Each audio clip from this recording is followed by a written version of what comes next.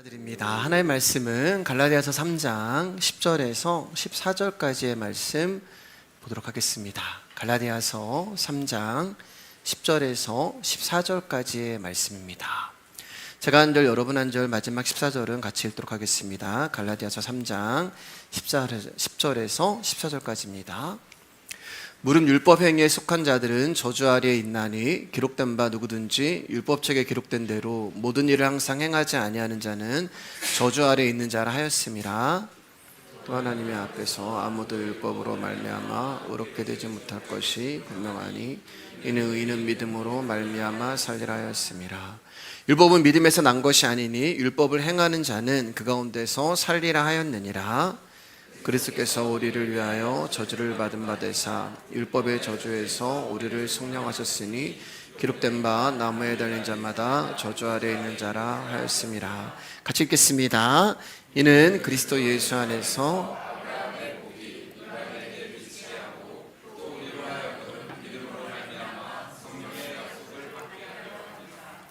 오늘 하나님의 말씀의 제목을 한번 크게 읽어보겠습니다. 시작.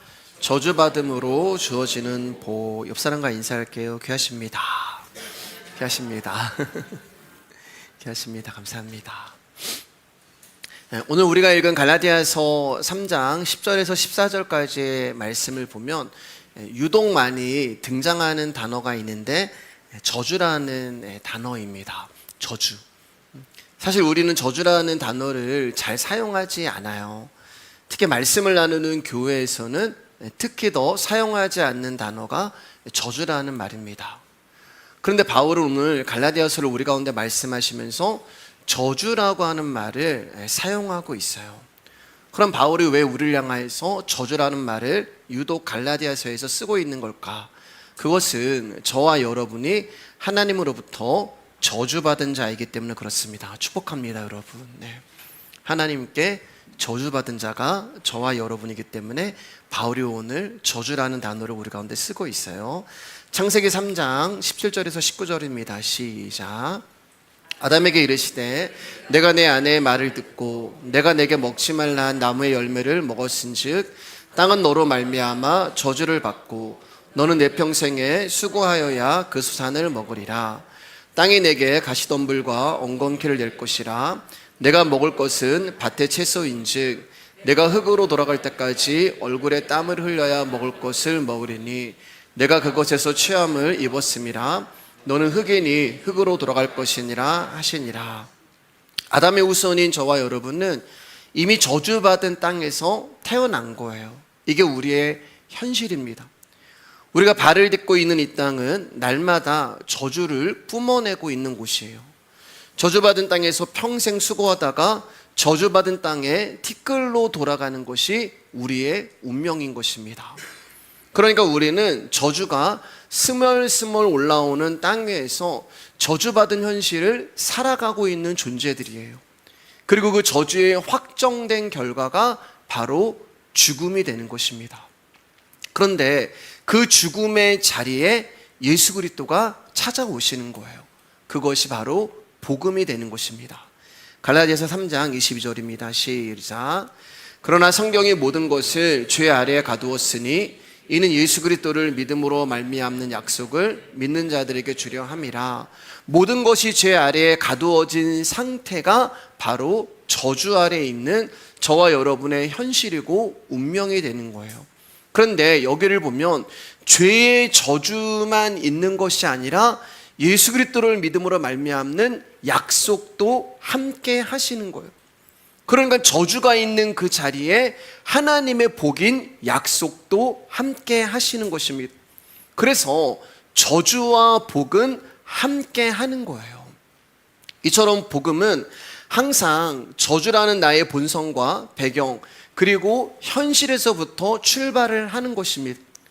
이것을 상징적으로 보여주는 것이 성경에 등장하는 약속의 사람들이 되는 거예요. 여러분, 그들이 어디서 예수님을 만나고 예수님의 복음을 듣냐면은 혼돈과 공허와 흑암, 즉 사망과 죽음의 자리에서 복음을 듣고 구원을 받습니다. 그래서 성경을 보면은 수많은 사람들이 예수님을 만나는데 그들의 모습이 상징적으로 어떻게 드러나요? 강도 맞는 자, 사마리아 여인, 돼지우리의 둘째 아들, 38년 된 병자, 개와 같은 수로보니게의 여인, 혈루병 걸린 여인, 날 때부터 소경, 문둥병자, 중풍병자, 세리, 창녀 등등등 전부 이상에서 저주받은 자의 모습으로 예수님을 만나는 것입니다. 그러니까 저주받은 우리 가운데 예수 그리스도가 찾아오셔서 우리의 저주를 풀어주시고 하나님의 백성으로 만들어 버리는 것이 복음이 하시는 일이란 말이에요. 성경은 귀가 열린 자에게만 진리가 됩니다. 그리고 그 귀는 주님께서 열어주셔야지만 들려지는 거예요. 그래서 말씀은 그분이 내 귀를 열어 듣게 해주셔야만 그 말씀이 들리는 것입니다. 그러나 그 귀를 열어주시지 않는 사람들은 복음에 대한 반발이 일어나고 반감을 품게 되어 저주의 자리에서 벗어나지 못하고 여전히 저주받는 모습으로 살아가게 되는 거예요. 그래서 어떤 이에게는 흙으로 돌아가라고 하는 말씀이 저주가 되지만 어떤 이에게는 흙으로 돌아가라는 말씀이 복이 되기도 하는 거예요. 창세기 3장 15절 21절입니다. 시작. 내가 너로 여자와 원수가 되게 하고 내 후손도 여자의 후손과 원수가 되게 하리니 여자의 후손은 내 머리를 상하게 할 것이요 너는 그의 발꿈치를 상하게 할 것이니라 하시고 여호와 하나님이 아담과 그의 아내를 위하여 가죽 옷을 지어 입히시니라. 여기도 보시면 아담의 죄로 인하여 저주를 받는 자리에 하나님의 약속이 임하신단 말입니다. 하나님의 말씀을 어겨서 죄로 말미암아 죽음에 이르게 된 아담과 하와 가운데 창세전 하나님의 언약이 찾아오시는 거예요.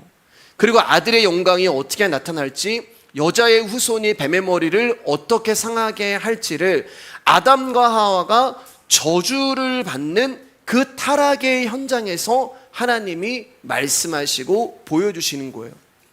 저주와 복이 함께하는 것입니다. 그리고 그 증거가 가죽옷이란 말이에요. 누군가의 죽음으로 만들어진 가죽옷이 아담과 하와에게 입혀짐으로 말미암아 그들의 저주가 가려지고 그들이 살아나는 거예요. 그게 뭐예요, 여러분? 십자가란 말입니다. 그러니까 창세기에서 예수님의 십자가가 무엇인가를 이미 당겨서 보여주고 있는 거예요. 그리고 아담에게 들려졌던 이 복음은 그의 아들들에게도 이어지는 거죠. 아담의 첫 아들인 가인은 농사를 지었고 둘째 아들인 아벨은 양을 치는 자였어요. 그리고 둘 다 자신의 소산물로 하나님께 제물을 드렸습니다.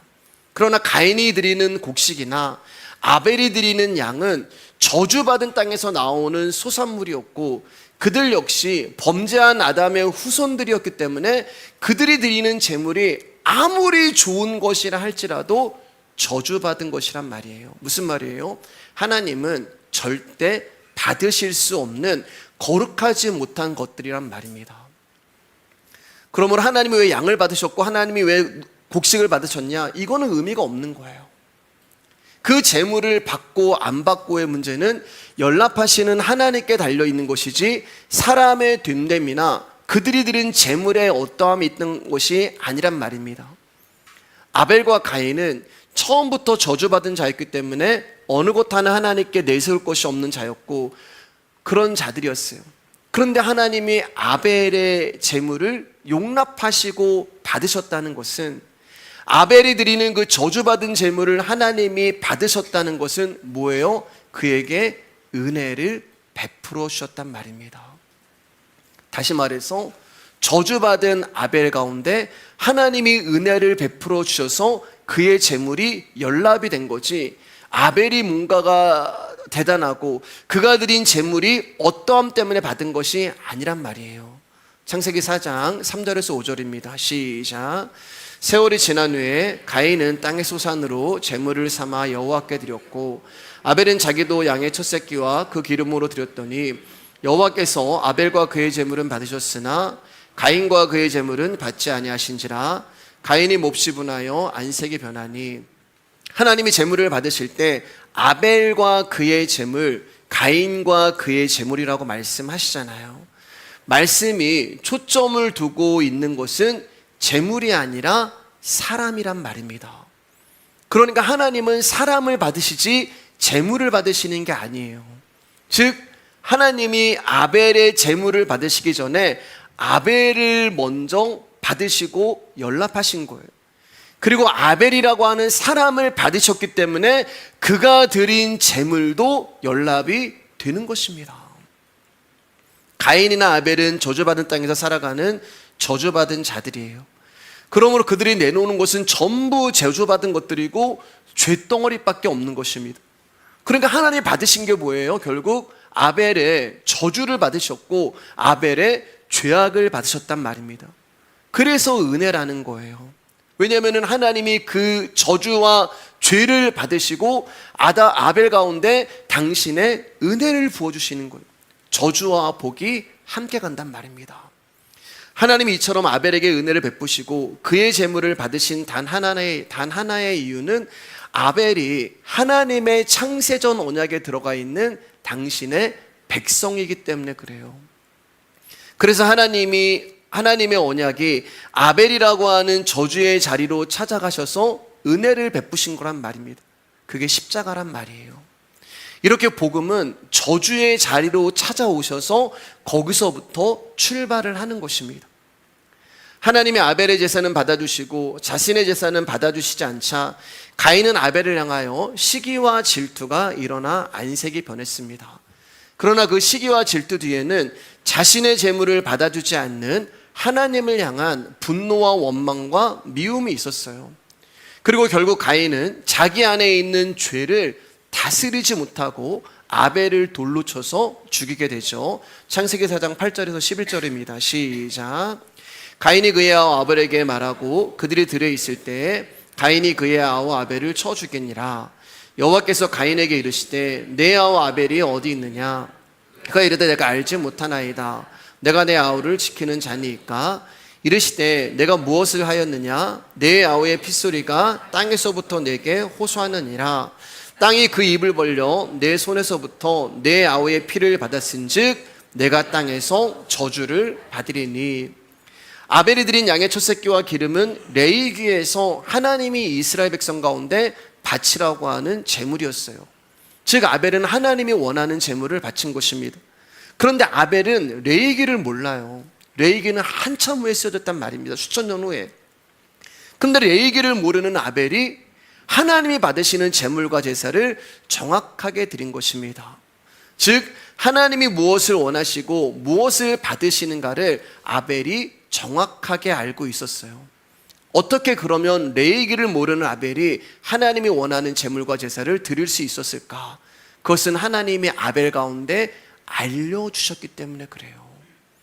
그래서 하나님은 아벨 가운데 당신의 생명을 주신 것입니다.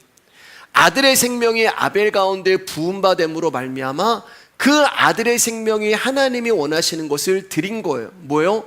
아들의 생명이요. 하나님은 당신이 우리 가운데 주신 것을 원하세요.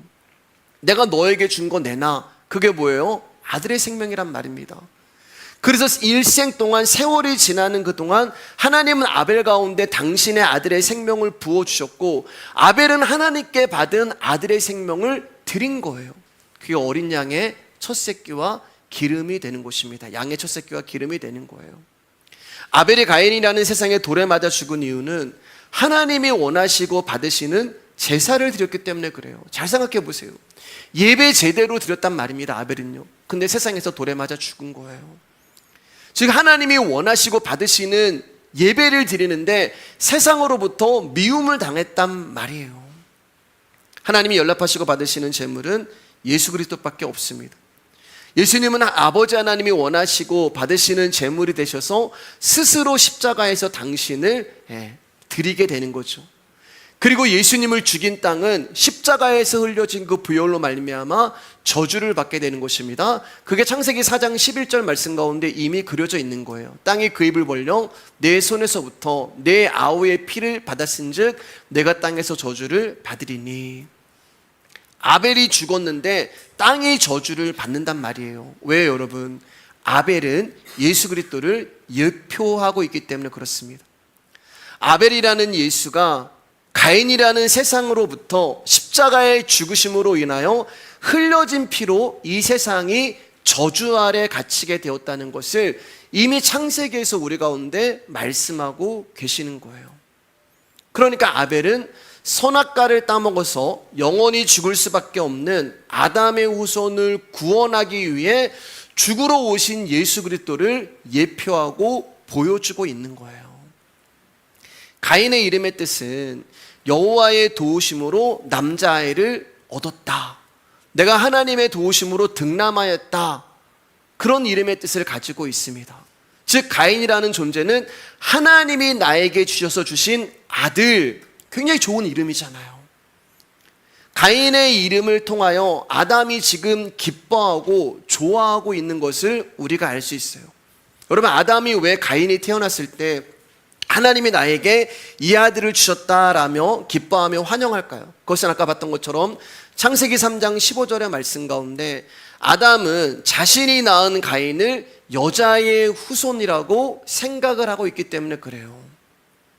가인이 뱀의 머리를 박살을 내고 자신들을 다시 에덴 동산으로 들어가게 해줄 수 있는 아들이라고 아담은 생각을 했던 것입니다. 그래서 가인을 보면서 하나님은 나에게 아들을 주셨다, 이렇게 기뻐하고 있는 거예요. 그런데 세월이 지나면서 가인이 하나님이 약속한 여인의 후손이 아니라는 것을 알게 되었습니다.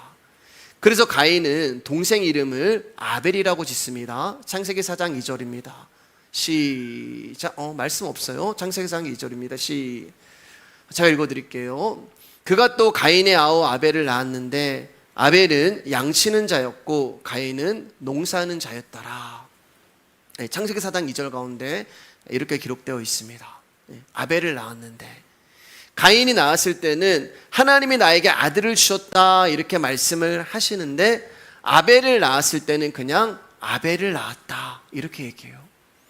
즉 세상으로부터 환영을 받지 못한 아들이 아벨이라는 것입니다. 여러분, 아벨의 그 이름의 뜻은 하벨이라고 하는 단어인데 아무것도 아닌 자, 이런 뜻을 가지고 있어요. 즉 아담과 하와가 모든 것을 포기한 상태가 아벨이란 말이에요. 근데 에덴 동산에 언제 들어가나? 세월이 지나가는데 모든 것을 포기해버린 거예요. 그래서 아벨이 태어났을 때 전도서에 나오는 헛되고 헛되며 헛되고 헛되니 모든 것이 헛되도다라고 하는 그런 뜻으로 아벨이라는 이름을 지어준 것입니다. 사람은 가인에게 기대를 했지만 하나님의 답은 아벨에게 있었고, 사람은 이스마엘에게 꿈을 품었지만 하나님은 이삭에게 언약을 주셨고, 사람은 에서에게 소망을 품었지만 하나님은 야곱을 통하여 당신의 뜻과 계획을 이루신 거예요. 무슨 말이에요, 여러분? 우리의 인생의 답은 사람이 아니라 예수님께만 있는 것입니다. 세상에 없는 자가 아벨이에요. 그래서 아담의 족보를 보면은 아벨이 없는 것입니다. 왜요? 원래부터 없는 자란 말입니다. 즉 아벨은 처음부터 이 땅에 죽으러 온 자예요. 예수 그리스도를 의미한단 말입니다. 그리고 그 아벨의 죽음으로 인하여 셋이라는 저와 여러분이 구원의 족보에 입양이 된 것입니다. 셋이라고 하는 이름의 뜻은 임명하다라고 하는 뜻도 있지만 다른 뜻이 있는데 옷이라는 뜻이 있어요. 오늘날로 말하면 슈트라는 이름이 셋이라는 이름에서 기록된 거, 나온 것입니다. 그러니까 셋은 아벨이라고 하는 옷을 입고 살아난 자를 말하는 것입니다. 즉 예수 그리스도가 죽음으로 그분의 의의 옷을 입고 살아난 구원받은 저와 여러분들이 바로 셋이라는 이름을 얻게 된 것입니다. 창세기 4장 9절 말씀입니다. 같이 읽겠습니다. 시작. 여호와께서 가인에게 이르시되 내 아우 아벨이 어디 있느냐? 그가 이르되 내가 알지 못하나이다. 내가 내 아우를 지키는 자이니까. 성경은 하나님과 나의 이야기이기 때문에 여러분 이 창세기 4장 9절은 저와 여러분에게 물어보시는 거예요. 왜요? 저와 여러분이 가인이기 때문에 그렇습니다. 아벨을 돌로 쳐 죽인 가인이 우리고 예수님을 십자가에 못 박아 죽인 가인이 우리라는 거예요. 근데 여러분 이상한 것은 모든 것을 아시는 하나님이 너 왜 네 아우 아벨을 죽였니? 이렇게 물어보시지 않고 내 아우 아벨이 어디 있느냐라고 물어보시는 거예요. 하나님이 몰라서 물어보실까요, 여러분? 하나님이 이렇게 물어보시는 이유는 이 질문 안에 융숭한 복음의 비밀이 숨겨져 있기 때문에 그렇습니다. 여러분, 여기에 내 아우 아벨이 어디 있느냐라고 하는 말의 뜻은 가인아, 내 형제 아벨이 누구인지 아니, 이런 뜻이 되는 거예요. 우리말 성경에는 내 아우 아벨이 어디 있느냐 이렇게 기록되어 있잖아요. 그러니까 이 말의 정확한 뜻은 내 아우 아벨이 누구인지 아니, 이런 뜻이 되는 거예요. 즉 가인아, 아벨이 무엇을 의미하고 있는지 알고 있니? 그러니까 하나님은 가인인 우리에게 너희가 죽인 예수가 누구인지 아니? 너희가 내 아들 예수를 죽인 가인이라는 것을 알고 있니? 이렇게 묻고 계시는 거예요. 구원은 내가 예수님을 죽인 저주받은 가인이라는 것을 아는 것에서부터 출발을 합니다. 다시 말해서 나의 죄로 인하여 죄 없는 아벨을 죽인 가인이 나였구나라는 것을 아는 것이 복음의 핵심이 되는 거예요. 그래서 제가 항상 여러분 가운데 십자가 앞에서 내가 누구인지를 아는 것이 중요하다라고 말씀을 드린 것입니다. 자, 하나님의 물음에 너 아우 아벨이 누구인지 아니? 네가 죽인 아벨이 무엇을 의미하는지 아니? 라고 물어봤을 때 가인이 뭐라고 대답하냐면은 내가 알지 못합니다. 내가 내가 아벨을 지키는 자입니까? 이렇게 답을 해요. 여러분, 이 말 역시 가인이 아벨을 죽여놓고 시침이 뚝대고 변명하는 그런 말이 아니란 말입니다. 여기에 지키다라고 하는 말은 히브리어로 샤마르라는 단어가 되는데 하나님의 말씀을 알아서 마음에 새겨라, 하나님의 말씀을 알아서 지켜라 라는 뜻이 되는 거예요. 그러니까 이 말씀은 너 하나님의 말씀을 잘 지켜서 그것을 행위로 내놔라, 그런 뜻이 아니라 너 하나님의 말씀을 알고 그 말씀을 너의 마음에 똑똑히 새겨라, 그 뜻이 되는 거예요. 그러니까 지금 가인이 내가 알지 못합니다, 내가 내 아우를 지키는 자입니까? 라고 하는 말은 나는 아벨이 누구인지 모릅니다, 아벨이 무엇을 의미하는지 모릅니다, 내가 아벨의 의미를 알아야 합니까? 이런 의미가 되는 거예요. 그런데 여러분, 알아야 해요. 알아야 합니다. 알아야 살인자 가인이 아닌 아벨의 옷을 입는 셋으로 구원을 받게 되는 거예요. 하나님, 내가 십자가에 못 박은 그분이 하나님 아들이 맞았군요. 하나님 십자가에 죽으신 그 예수가, 내가 십자가에 못 박은 그 예수가 나의 죄를 위하여 이 땅에 오신 당신의 아들이 맞군요. 그것을 알아야지만 우리가 살인자 가인이 아니라 아벨의 옷을 입고 살아나는 셋이 된단 말입니다. 그런데 내가 십자가에 죽은 예수가 누구인지 알아야 합니까? 이렇게 답을 하면 저와 여러분들은 살인자 가인이라는 저주에서 풀려나지 못하고 영원한 심판을 당하는 거예요. 그래서 말씀을 알아야 하는 것입니다. 말씀을 지켜 행하는 것이 중요한 것이 아니라 그 말씀을 아는 것이 중요하단 말이에요. 내가 죽인 아벨이 누구인지, 내가 죽인 예수님이 누구인지 알아야 하는 것입니다. 내가 왜 예수를 죽였는지, 또 내가 죽인 예수가 어떻게 나를 살렸는지 알아야 하는 것입니다.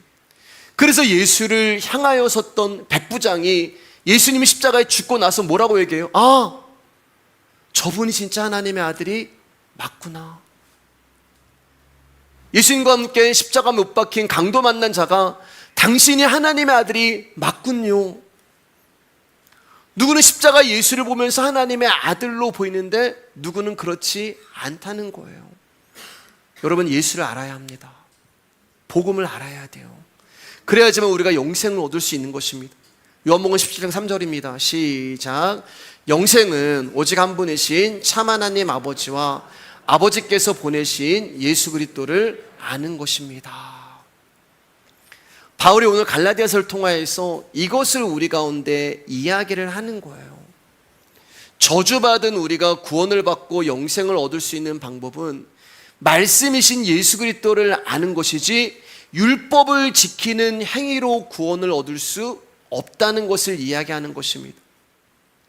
믿음이 우리 가운데 말씀하시는 것은 사람의 행위는 아니다라는 거예요.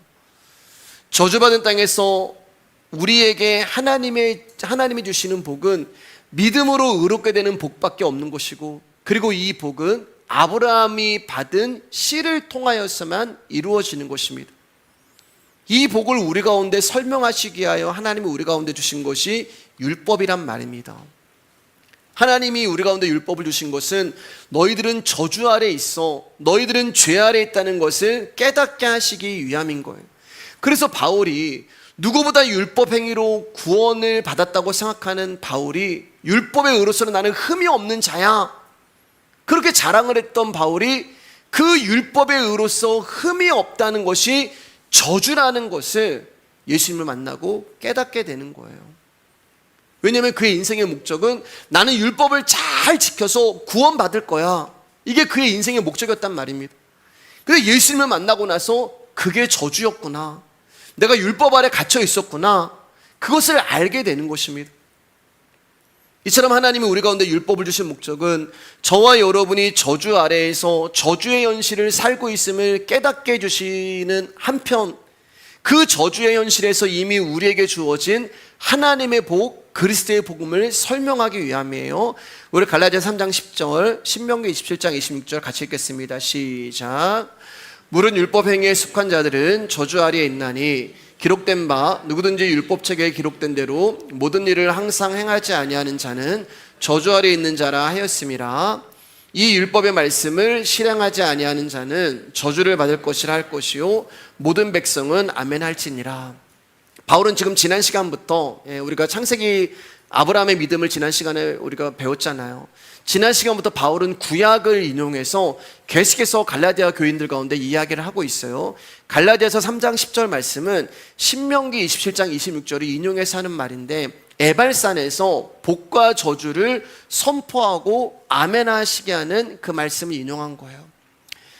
여러분, 신명기 27장 28장 우리가 굉장히 잘 아는 말씀이에요. 특히 신명기 28장은 우리가 너무나 좋아하는 말씀이에요. 들어가도 복을 받고 나가도 복을 받고, 광주리에도 복을 받고 들에서도 복을 받고. 근데 여러분 그거 아세요? 하나님이 우리 가운데 말씀하시기를 저주가 더 많다고 말씀하세요. 그 말씀 앞에 항상 뭐가 전제가 되냐면, 너희가 하나님의 말씀을 완벽하게 지키면 들어가도 복을 받고 나가도 복을 받고, 그런데 너희가 하나님의 말씀을 완벽하게 지키지 않으면 너희들은 저주를 받을 거야. 그런데 그 저주의 내용이 훨씬 많다는 거예요. 지금 그 이야기를 하고 있는 것입니다.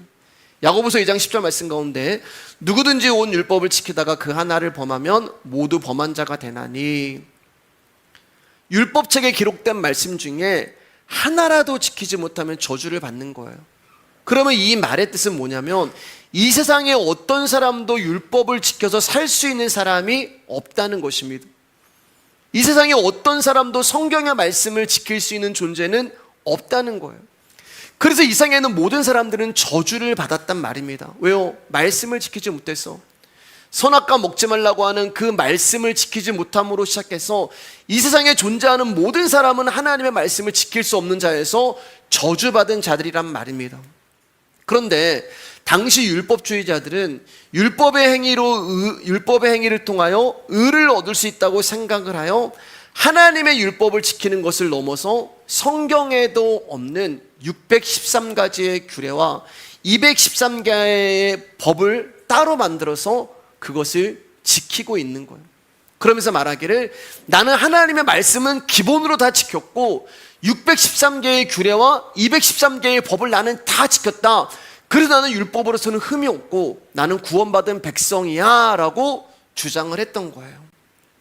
근데 여러분, 궁금한 게 하나 있잖아요. 어떻게 야고보서는 하나님의 율법을 지킬 수 있는 사람이 한 사람도 없다고 성경이 갈라디아 3장 10절에서도 말씀하고 계시는데, 바울은 율법의 의로서는 흠이 없다고 이야기할까? 어떻게 율법주의자들은 흠도 없이 점도 없이 완벽하게 율법을 지켰다고 이야기하는 것일까? 왜 그럴까요, 여러분? 거짓말이기 때문에 그래요. 다시 말해서 그들이 율법을 지켰다고 이야기하는 것은 그들이 율법주의자들로 율법을 수정하고 타협하여서 자기들에게 유리한 쪽으로 해석을 하고 적용을 했던 것입니다.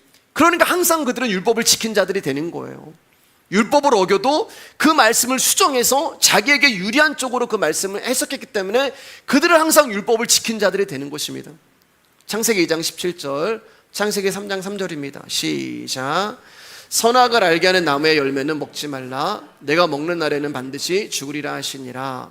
동상 중앙에 있는 나무의 열매는 하나님의 말씀에 너희는 먹지도 말고 만지지도 말라. 너희가 죽을까 하노라 하셨느니라. 하나님의 율법은 먹지 말아라. 먹으면 반드시 죽는다라고 말씀하셨는데, 뱀이 하와에게 이야기를 하기를 야, 하나님이 먹지 말라고 한 게 맞아? 라고 묻자 하와가 뭐라고 얘기해요? 동산 나무의 모든 열매는 우리가 먹을 수 있는데 동상 중앙에 있는 나무의 열매는 하나님의 말씀에 먹지도 말고 만지지도 말아라. 너희가 죽을까 하노라 하면서 하나님 말씀에 자기의 생각을 집어넣어 말씀을 혼미하게 하고 있는 거예요. 무슨 말이냐면은 하나님은 분명 먹지 말아라, 먹으면 죽는다라고 말씀하셨는데 사람이 하나님의 말씀에 라고 이야기하면서 먹지 말라고 하는 하나님 말씀에 하나를 더 추가해요. 만지지도 말아라. 자기의 생각을 추가한단 말입니다. 하나님의 말씀을 확대를 하는 거예요. 또 먹으면 죽는다고 하는 하나님의 말씀을 죽을까 하노라 라고 하면서 자기에게 유리한 쪽으로 해석을 하는 거예요. 이게 율법주의자들의 모습이었단 말입니다. 다시 말해서 하나님의 말씀에 나의 생각과 나의 살을 붙여서 나에게 유리한 쪽으로 해석을 하고 적용을 하는 것이 율법주의자들이 나는 율법을 완벽하게 지키는 방법이 되는 거예요. 여러분, 하와가 뭐라고 이야기하냐면은 하나님의 말씀에 이렇게 이야기를 해요. 말씀을 모르는 자가 아니란 말입니다. 하와는 말씀을 아는 자였어요. 여러분, 뱀은요 말씀을 모르는 자에게 관심이 없습니다. 그래서 뱀은 그들에게 공격하지 않아요. 뱀이 공격하는 사람은 누구예요? 말씀을 아는 자들, 즉 복음을 아는 자들, 즉 하나님이 선택한 자들을 넘어뜨리는 것이 마귀의 목적인 것입니다. 무엇을 가지고요? 말씀을 가지고요. 율법주의자들은 성경을 연구하고 공부하며 가르치는 자들이었습니다. 말씀을 누구보다 잘하는 자들이었어요. 그런 그들에게 하나님의 율법에 자기의 생각을 보태고 빼고 덮어버리는 마귀의 속성이 드러나기 시작하는 거예요. 그들은 저주받아 마땅한 자신들을 부정하고 부인하며 하나님의 율법을 완벽하게 지키고 행하고 있기 때문에 나는 하나님의 저주와 상관이 없는 구원받은 자야라고 하는 자기 사랑, 자기 자랑, 자기 주장이 나오는 거예요. 그게 저주라는 것입니다. 중요한 것은 모른단 말이에요. 모르기 때문에 내가 사망이고 죽음이라는 것을 알지 못하는 것입니다. 바울은 십자가의 예수님을 알게 돼서 율법으로는 흠이 없는 모습으로 살아가려고 했던 자신의 모습이 저주라는 것을 깨닫게 된 것입니다. 그런데 갈라디아 사람들이 지금 율법의 행위를 지켜 행함으로 구원을 얻는다는 사단의 미혹에 지금 넘어가고 있는 거예요. 율법을 바꿔서 그것으로 자신의 죄인됨을 아는 것이 아니라 율법을 가지고 자신을 치장하기 시작하고 자랑하기 시작한 것입니다. 그래서 바울이 이 어리석은 갈라디아 사람들아 정신 차려라 하면서 율법의 행함이 아닌 예수를 믿음으로 구원을 얻는 복음을 지금 구약을 인용해서 전하고 있는 거예요. 우리 갈라디아 3장 11절, 하박국 2장 4절입니다. 시작. 또 하나님 앞에서 아무도 율법으로 말미암아 의롭게 되지 못할 것이 분명하니 이는 의인의 믿음으로 말미암아 살리라 하였음이라. 보라, 그의 마음은 교만하며 그 속에서 정직하지 못하나 의인은 그의 믿음으로 말미암아 살리라. 갈라디아서는 3장 11절을 하박국 말씀을 가지고 와서 이제 말씀을 증거하기 시작해요. 하박국은 남유다의 선지자가 됩니다. 북이스라엘은 이미 망해버렸고 남유다 역시 각종 우상숭배와 왕의 폭정으로 인하여 폐역해질 대로 폐역해진 상태였어요. 나라는 우상과 죄악으로 인하여서 썩어버렸고 도덕과 윤리는 파괴되었고 왕이라는 자는 불의한 자들의 편에 서서 백성들을 무자비하게 다스리고 있는 암울한 현실 가운데 하박국 선지자가 고통받는 백성들을 대신해서 하나님 앞에 기도를 하기 시작합니다. 부르짖기 시작합니다. 하나님, 여기 의로운 백성들이 고통을 당하고 있습니다. 하나님, 여기 당신이 선택한 백성들이 고통을 당하고 있습니다. 언제까지 이들의 고통을 참으시겠습니까? 라고 기도를 합니다. 근데 하나님의 응답을 안 해주시는 거예요. 그러니까 하박국이 씩씩거리면서 다시 하나님께 기도를 합니다. 그러자 하나님이 오랜 시간의 침묵을 깨고 하박국 가운데 응답을 주시는데 어떻게 말씀하시냐면, 하박국아, 내가 갈대아인들을 들어서 이스라엘 백성들을 남유다를 칠 거야. 이거는 하박국이 기도한 내용이 아니란 말이에요. 하박국은 지금 예루살렘을 망하게 해달라는 기도를 드리지 않았습니다. 그가 기도한 것은 불의를 행하는 악인들에 의하여 어려움을 당하고 있는 이스라엘 백성들, 즉 의인들을 구원해달라고 하는 기도를 드렸어요. 악이 횡행한 예루살렘을 하나님의 백성다운 모습으로 회복시켜달라는 기도를 드린 거예요. 근데 하나님은 자신이 드린 기도에 응답하지 않고 갑자기 바벨론이라고 하는 존재를 들어서 우리를 치시겠다고 이야기하는 거예요. 하박국이 기분이 나쁜 거예요. 여러분, 누구의 모습이 보여요? 아브라함의 모습이 보이잖아요. 하나님, 소돔과 고모라 가운데 의인 50명이 있으면 어떻게 하시겠습니까? 하나님, 소돔과 고모라 가운데 의인 40명 있으면, 30명 있으면, 20명 있으면, 10명 있으면 어떻게 하시겠습니까? 아브라함이 어떻게 이렇게 기도하는 거예요? 자기가 의인이라고 생각하기 때문에 하나님 앞에 그렇게 기도하는 거예요. 내가 의인이니까 하나님 앞에 대신해서, 하나님, 소돔과 고모라에 의인이 있잖아요. 하나님 긍휼히 여겨주세요. 아브라함은 지금 자신이 저주받아서 죽을 수밖에 없는 죄인이라는 것을 모르는 거예요. 똑같은 거예요, 여러분. 지금 하박국은 자신이 하나님의 말씀을 증거하는 선지자라고 생각을 하니까 자기가 의인이라고 생각을 하는 것이고, 이스라엘 백성들이 율법을 받았다고 생각하니까, 하나님의 선민이라고 생각하니까 하나님이 당연히 지키시고 보호해야 하는 의인이라고 생각을 했던 거예요. 그래서 그런 기도가 나가는 것입니다. 하나님이 이런 응답에 하박국이 화가 납니다. 그래서 다시 이렇게 기도해요. 하나님, 어떻게 율법을 지키고 제사를 지내며 하나님을 섬기는 이스라엘 백성들을 저 율법을 받지도 못한 야만인들, 갈대아인을 통해서 치신단 말합니까? 저 더러운 야만인들 가운데 죽느니 차라리 제가 자살하겠습니다. 그렇게 이야기를 해요. 얼굴을 씩씩거리면서 붉히면서. 이게 지금 내가 율법을 지키고 제사를 드리고 말씀을 전하기 때문에 나는 선민이라고 생각하는 하박국의 신앙이 되는 거예요. 창세기 15장 6절 말씀 가운데 아브라함이 여호와를 믿으니 여호와께서 이를 그의 의로 여기시고, 의인은 율법 지키고 제사 잘 지내고 착하게 산다고 의인이 되는 것이 아니란 말이에요. 하나님께서 의인으로 여겨주셔야만 의인이 되는 거예요. 하나님이 받아주셔야지만 우리의 저주받은 재물이 하나님 앞에 은혜로 연락이 되는 것입니다. 즉, 저와 여러분들이 의로워질 수 있는 방법은 우리가 율법 지키고 제사 지내고 그래서 의로워지는 것이 아니라 하나님의 의가 되시는 예수 그리스도라는 씨가 내 안에 들어오셨을 때 내 안에 있는 그 씨를 보시고 하나님이 너 의로워, 너 죄 없어, 이렇게 말씀하시는 거예요. 우리 안에 있는 당신의 아들의 생명을 보시고 우리를 의인이라 칭해 주시는 것입니다. 그러니까 저주받아 심판당하여 마땅한 우리를 하나님이 긍휼히 여겨주심으로 저와 여러분들이 의인이 된 거예요. 그런데 하박국은, 가인은 또 하나의 가인이란 말이에요. 자신이 선지자고 율법을 지키고 행한다 하여 스스로 의인이요 선민이라고 생각을 했던 것입니다.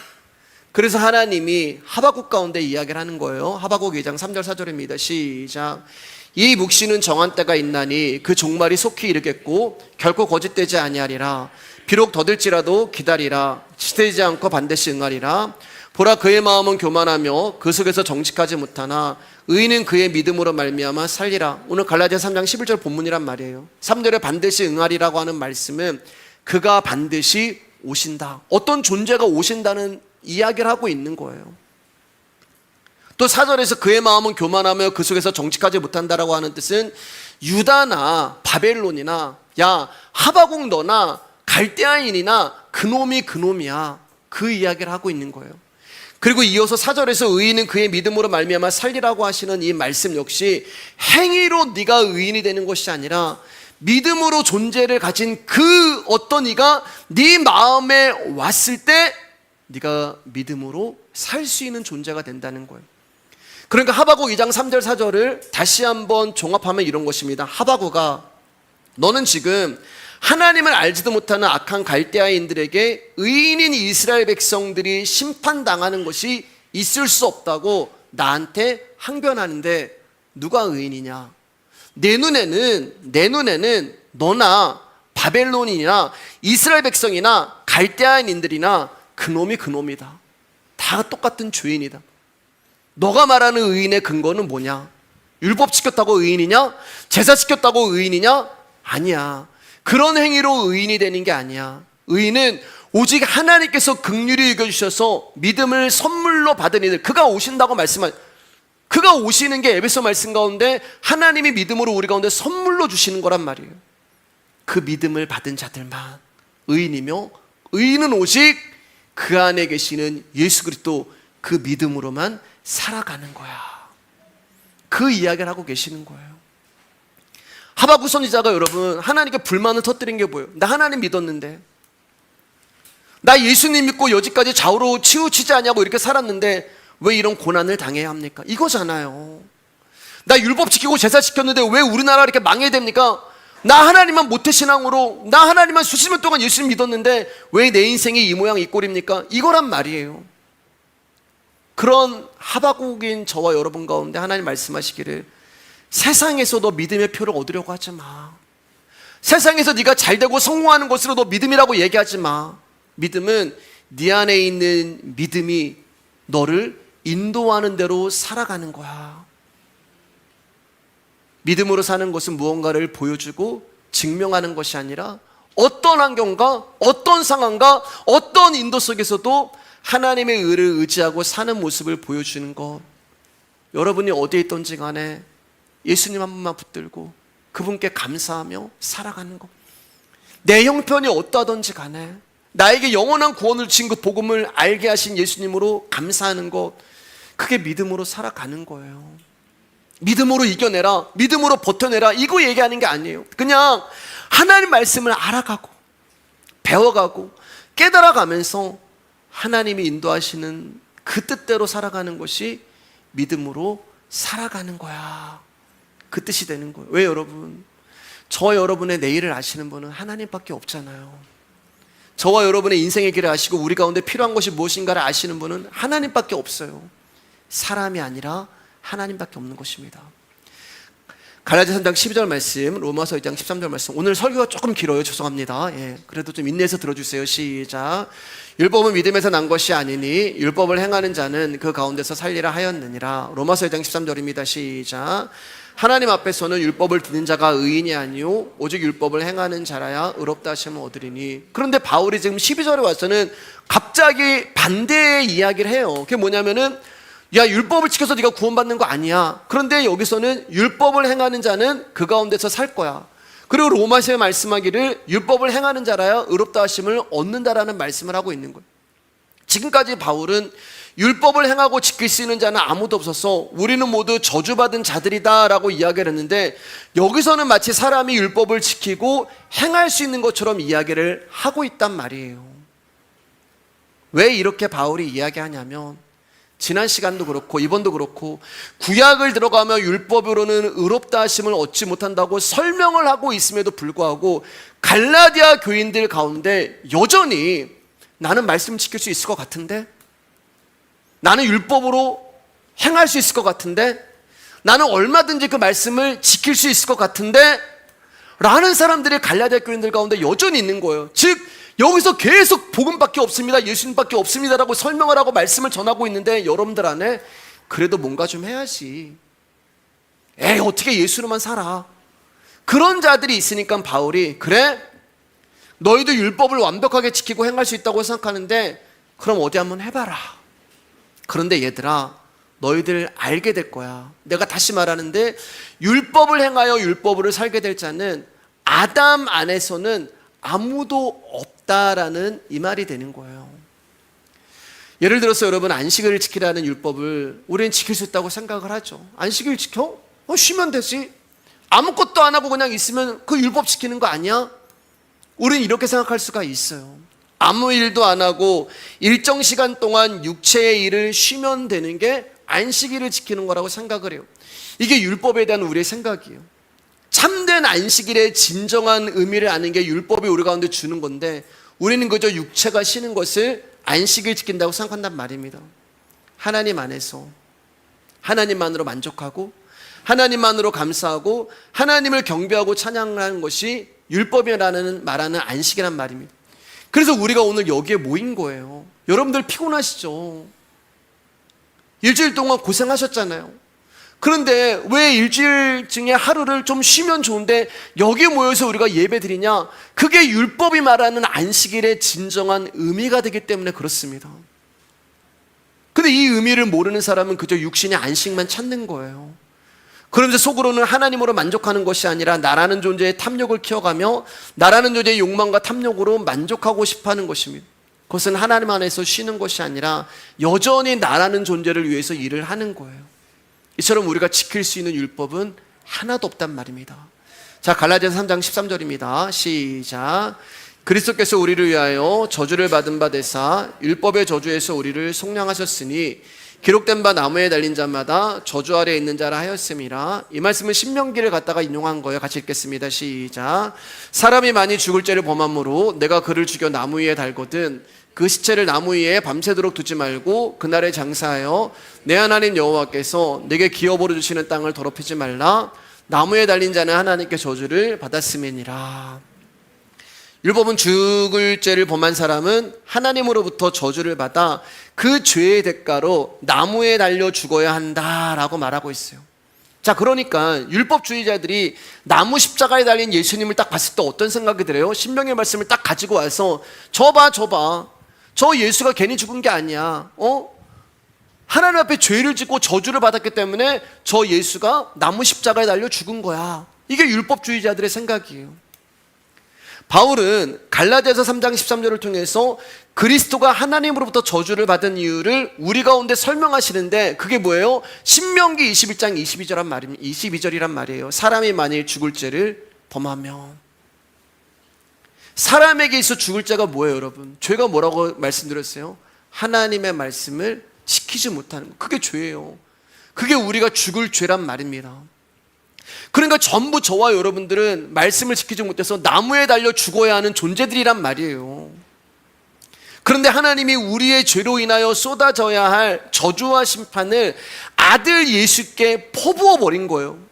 우리가 나무에 매달려야 하는데 당신의 아들 예수 그리스도를 나무에 매달아서 찔림, 상함, 징계, 채찍, 수치, 고난, 고통을 다 당신의 아들 가운데 부어버린 거예요. 우리는 예수님이 피 흘리고 죽으심으로 우리의 죄가 용서됐다고 믿는 자들입니다. 여러분, 왜 예수님이 나무에 매달려서 죽었어야만 할까? 예수의 피가 피라고 그의 죽음이 필요하다면 다른 방법으로도 예수님은 얼마든지 죽으실 수 있단 말이에요. 돌에 맞아 죽는 것도 있었을 거고 칼에 맞아 죽는 것도 있었을 것이고, 그런데 왜 꼭 나무 십자가에 죽으셔야만 했냐? 율법이 그렇게 말하고 있기 때문에 그래요. 그럼 무슨 말이냐? 율법을 완벽하게 지키고 행할 수 있는 분은 예수님밖에 없다는 거예요. 왜냐하면 예수님이 율법 자체이시기 때문에 그렇습니다. 그러니까 하나님이 우리 가운데 율법을 주신 이유는 율법을 실천해서 말씀을 잘 지켜서 하나님을 기쁘게 하는 성도 되라. 그래서 우리 가운데 율법을 주신 것이 아니고요, 내가 하나님 말씀을 지키지 못하여 죽을 죄를 범해 나무에 달려 심판을 받을 수밖에 없었는데 율법 자체가 되시는 그 하나님의 아들이 나무에 달려 죽으심으로 내가 구원을 얻었구나. 또 하나의 창세기에 나오는 가인의 깨달음이 율법을 주신 하나님의 목적이 된단 말입니다. 이처럼 십자가는 우리가 누구인가를 보여주는 거울이 되는 거예요. 우리가 하나님 말씀을 지키지 못해 죽을 죄를 범한 자들이고 나무에 달린 저주받은 자라는 것을 보게 하는 것이 예수님의 십자가가 되는 것입니다. 이제 말씀을 마치겠습니다. 여러분, 사람이 나아질 가능성이 있다고 생각하시나요? 신앙생활 하면서 나의 부족을 채우고 잘못된 것을 고치면 하나님이 기뻐하시는 성도가 될 수 있다고 생각하시나요? 여러분, 만약에 그런 것이 가능하다면 그럼 십자가는 어떻게 되는 건가요? 죄를 용서해주고 구원받는 용도? 이걸로 십자가는 끝이 나는 거예요. 그리고 이제는 우리가 잘하는 것만 남게 되는 것입니다. 그러나 그런 십자가는 없습니다. 그러한 생각이 예수 그리스도가 못 박히신 십자가를 가리고 십자가의 원수가 되는 생각이에요. 우리는 나무에 널린 저주 아래에 있는 자들입니다. 이것이 우리의 현실이에요. 어둠에서 율법을 행하는 능력에 나올 수 없습니다. 죄로 인한 죽음과 저주가 전부일 뿐이에요. 그런데 어둠이 예수님이 저주를 받으시고 속량함으로써 빛을 발하게 된 것입니다. 구약의 율법이 예수 그리스도로 완성되어서 우리에게 주어지면 십자가라고 하는 현실만 남게 되는 거예요. 그리고 율법 한 점 한 획이 어떻게 예수님의 십자가로 다 이루어지는 것이 우리의 인생 가운데 체험하며 삶으로 드러나게 되어 있는 것입니다. 그러므로 인간들이 꿈꾸는 그런 하나님 나라는 없어요. 우리가 꿈꾸는 하나님 나라는 없어요. 그러나 사랑하는 여러분, 하나님이 꾸시는 꿈이 여러분입니다. 하나님의 소원이 이루어진 것이 여러분이란 말이에요. 막연한 믿음이 아니라 여러분은 우리에게는 히브리서서 말씀하는 것처럼 하나님이 예비하신 한 성이 또렷이 보이는 자들이 지금은 힘이에요. 믿음으로 선택받은 자들 가운데 하나님이 예비하신 그 성이 지금은 희미하게 보여요. 그러나 여러분, 하나씩 하나님이 안개를 거치게 하면서 하나님이 우리 가운데 예비하신 한 성이라는 목적지가 또렷이 보이는 날이 분명히 올 것입니다. 우리의 믿음의 선배들이 다 그랬잖아요. 아브라함도 실수했어요. 야곱도 실수했어요. 요셉도 실수했어요. 수많은 시행착오를 겪어가면서 저와 여러분들은 믿음이라는 인생의 길을 걷게 될 것이고 결국에는 하나님이 예비하신 그 성에 입성을 하게 될 것입니다.